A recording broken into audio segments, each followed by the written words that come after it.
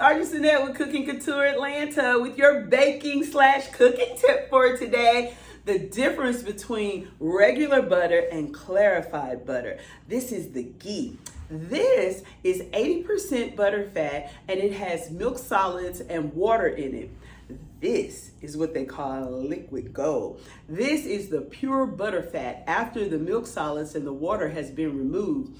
That gives this a more buttery taste, a higher smoke point, so that you can actually fry in this butter. Honey, this is the good stuff. You save this when you really want it to taste special and put that extra in it.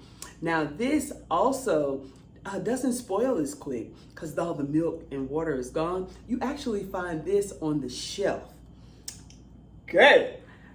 Do that thing. Be impressive.